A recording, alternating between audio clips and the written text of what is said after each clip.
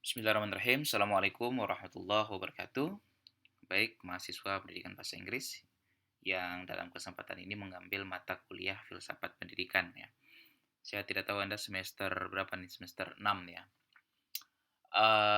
Baik, pembahasan hari ini kita tidak akan masuk kepada materi.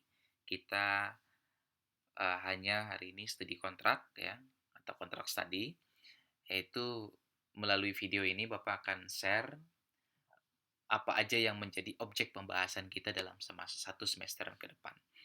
Baik, langsung aja. Objek-objek pembahasan kita, seperti yang sudah saya sampaikan, bahwa hari ini kita hanya kontrak study, jadi kita tidak akan lama. Anda melihat video ini, kemudian selesai. Kalau ada pertanyaan, silakan nanti sampaikan. Ya.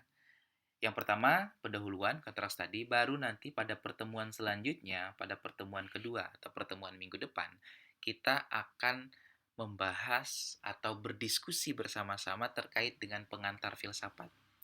Walaupun saya yakin Anda sudah belajar pengantar filsafat di semester awal, di semester 1 apa semester 2, tetapi karena kita akan membahas lagi filsafat pendidikan, yang itu tentu berkaitan dengan filsafat, maka penting menurut saya untuk membahas penguatan filsafat dasarnya.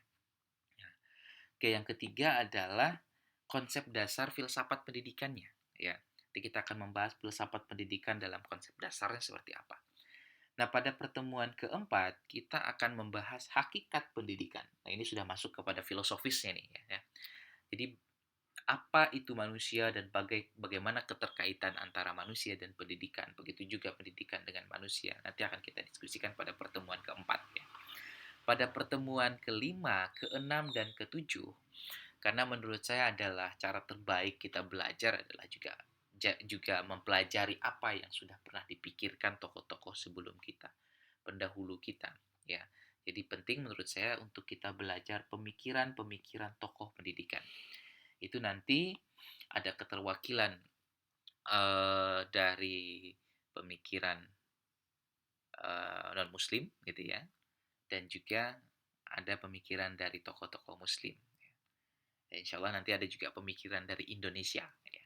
Oke, ini untuk efektivitas, insya Allah dalam satu pertemuan kita akan membahas satu pemikiran tokoh ya. Ada 3 pertemuan. Insya Allah ada 3 pertemuan. Pertemuan kelima, keenam, dan ketujuh ya. Kita akan membahas pemikiran tokoh pendidikan. Nah, baru nanti pada pertemuan ke-8 kita akan membahas terkait dengan filsafat pendidikan atau filsafat politik dan filsafat pendidikan. Secara teoritis dan secara kebijakan. Nanti kita akan singgung apa sih kaitannya dengan politik. Kok pendidikan bicara tentang politik gitu. Apa apa keterkaitan filsafat politiknya? Apakah ada keterkaitan dengan filsafat pendidikan? Oke. Selanjutnya kita akan middle test ya. Pada pertemuan 9 nanti kita lihat middle testnya seperti apa gitu ya. Apakah nanti tertulis, apakah nanti lisan, itu nanti kita lihat. Kemudian pada pertemuan ke-10 kita akan membahas ideologi-ideologi pendidikan. Nah, yang pertama pada pertemuan 10 kita akan membahas konservatif ya. Ideologi mazhab konservatif. Dan yang ke-11 kita akan bicara ideologi pendidikan dari mazhabnya liberal. Oke, bagaimana konservatif memandang ideologi pendidikan mereka, bagaimana liberal memandang pendidikan secara ideologisnya. Ini menarik nanti. Oke, penting juga menurut saya adalah kita belajar pendidikan-pendidikan dari negara lain. Jadi kita nanti ada studi komparasi sistem pendidikan-pendidikan di dunia. Nanti tentu tidak semua negara yang akan kita kaji, tapi sama-sama nanti kita lihat negara-negara yang penting untuk kita diskusikan. Nah, pada pertemuan ke-13 dan ke-14 itu nanti kita akan membahas pendidikan alternatif ya. Ya tentu dalam aspek filosofisnya juga, kenapa pendidikan alternatif muncul, kenapa pendidikan alternatif ada, nah jenis-jenis pendidikan alternatif itu apa aja gitu kan. Kenapa kemudian alternatif itu bisa menjadi menarik gitu bagi sebagian orang. Nanti kita akan diskusikan. Idealnya sebenarnya pendidikan alternatif di pertemuan ke-13 ini biasanya studinya studi lapangan, ya, observasi. Tapi karena masa pandemi, kita lihat nanti kondisinya seperti apa. Kalau tidak memungkinkan, nanti akan saya coba cari bagaimana caranya, gitu ya. Yang pasti kita akan belajar secara teoritis, gitu ya, secara teoritis dulu. Walaupun sebenarnya pada awalnya saya merancang pendidikan alternatif ini ada satu pertemuan yang kita akan ke lapangan, gitu ya, lagi-lagi. Ya, masa pandemi tidak memungkinkan, nanti kita coba cari cara, ya, coba cari cara bagaimana untuk mensiasati ini. Kemudian pada pertemuan ke-15, yaitu akan kita lakukan review perkuliahan. Selama perkuliahan kita akan kita review, baru nanti secara komprehensif kita akan final test, ya. Mudah-mudahan bisa dipahami materi-materinya. Kalau ada materi yang ingin diketahui dari filsafat pendidikan, Anda boleh nanti chat aja, bisa japri, bisa di grup, ya, silahkan. Nanti sampaikan kira-kira yang pengen diketahui apa aja. Nanti coba kita sinkronkan dengan dengan materi-materi yang sudah Bapak rancang ini. Baik, ini tahapan yang juga tidak kalah penting, komponen penilaian. Ya. Ini akan menjadi kiblat, menjadi referensi Anda nanti di selama perkuliahan kita. Pertama adalah bicara tentang kehadiran. Seperti yang sudah Anda mafhum, bahwa kita tidak boleh melebihi 15%. Ya. Ada 16 pertemuan, berarti 3 boleh Anda tidak hadir, atau Anda boleh absen dari perkuliahan. Tetapi saran saya adalah, jika bisa full mengikuti perkuliahan itu akan jauh lebih baik. Itu akan menjadi nilai plus juga bagi saya. Tetapi Anda boleh mengambil 3 ini. Jikapun Anda harus mengambil, ambillah untuk hal-hal yang memang betul-betul mendesak. Bukan karena Anda malas, gitu ya. Karena Anda lagi pengen refreshing, itu tidak sinkron alasannya, ya. Tidak tepat mengambil jatah ini, 3 pertemuan ini untuk hal-hal yang tidak terlalu mendesak dan tidak terlalu penting. Jadi saran saya, jika pun harus mengambil, ambillah dan manfaatkan pada hal-hal yang betul-betul bermanfaat, ya. Kemudian keaktifan itu akan Bapak nilai 10%. Jadi Anda tetap disarankan, tetap diharapkan untuk aktif dalam perkuliahan kita, baik nanti diskusi, baik menyampaikan pendapat, gitu ya.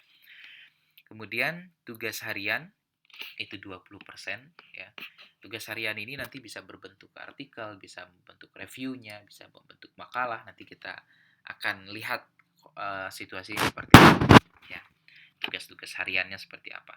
Kemudian middle test dan final seperti biasa, middle test 30% dan 40%. Dan ini tentu wajib Anda ikuti, ya. Kalau salah satu yang Anda tidak ikuti, ya jelas Anda tidak bisa lulus, gitu ya. Yang jelas dua ini adalah hal-hal yang yang wajib untuk Anda ikuti. Walaupun Anda full 16% pertemuan, tapi Anda tidak ikut middle test dan tidak ikut final, ya Anda dapat dipastikan tidak bisa lulus dari mata kuliah ini.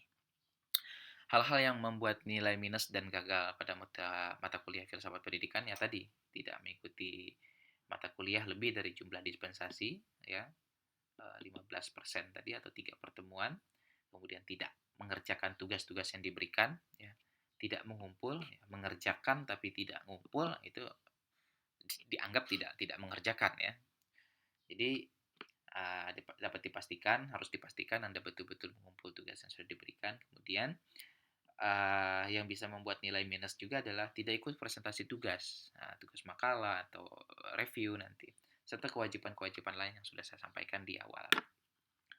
Baik, karena kita melakukan perkuliahan online, maka perlu saya sampaikan bahwa ada beberapa platform media online yang akan kita pakai, kita gunakan. Pertama adalah WhatsApp, itu nanti manfaatnya adalah untuk presensi atau kehadiran, atau informasi-informasi perkuliahan, bisa juga nanti materi-materi perkuliahan di situ, ya. Kita lihat nanti. Kemudian Google Classroom, nanti akan Bapak share kode Google Classroom-nya. Ini untuk file-file penugasan, ya, kemudian juga untuk penyerahan tugas tertulis, ya. Nanti kita akan gunakan Google Classroom ini. YouTube juga, YouTube digunakan untuk materi-materi perkuliahan seperti yang hari ini Bapak berikan, itu kan materi-materi perkuliahan berbentuk video. Itu akan kita lakukan lewat YouTube. Nah, kita juga akan menggunakan Zoom atau Google Meet. Nah, tentu ini digunakan untuk materi-materi yang memang harus disampaikan secara langsung ya, yang perlu penjelasan-penjelasan yang uh, langsung gitu. Kemudian yang terakhir ya, karena kalian udah semester senior gitu ya, dan ini juga adalah mata kuliah filsafat, jadi Bapak itu ada biasanya apa namanya, menggunakan istilah a cavity atau a cavity gitu ya. Jadi setiap pagi paling tidak membiasakan diri gitu ya untuk minum teh gitu ya, atau sarapan pagi bagi yang suka sarapan pagi gitu ya. Atau juga terapi otak. Nah, apapun istilahnya, yang jelas begini nanti sebelum materi-materi perkuliahan, insya Allah pada momen-momen tertentu, pada pertemuan-pertemuan tertentu, kita akan sama-sama belajar. Sebelum materi masuk, kita membaca opini-opini, membaca artikel-artikel pendek gitu ya, opini-opini pendek yang tentu itu akan menjadi sarapan pagi buat kita, atau segelas teh untuk kita, atau terapi otak untuk kita sebelum kita masuk kepada perkuliahan. Nanti kita coba biasakan ini, eh, yang tentu opini-opininya atau artikel-artikel yang akan kita baca itu berkaitan dengan filsafat pendidikan atau materi-materi yang akan kita diskusikan. Baik, mudah-mudahan bisa kita terapkan, mudah-mudahan ini bermanfaat buat kita semua dan menjadi amal ibadah buat kita. Niatkan dari sekarang Anda betul-betul belajar lillahi ta'ala. Itu aja yang bisa Bapak sampaikan. Kalau ada pertanyaan, silahkan sampaikan di WhatsApp grup. Kalau ada masukan tentang materi yang pengen Anda tahu, silahkan sampaikan juga di grup. Bapak tutup perkuliahan hari ini. Mudah-mudahan bermanfaat. Wabillahi taufiq walhidayah. Wassalamualaikum warahmatullahi wabarakatuh.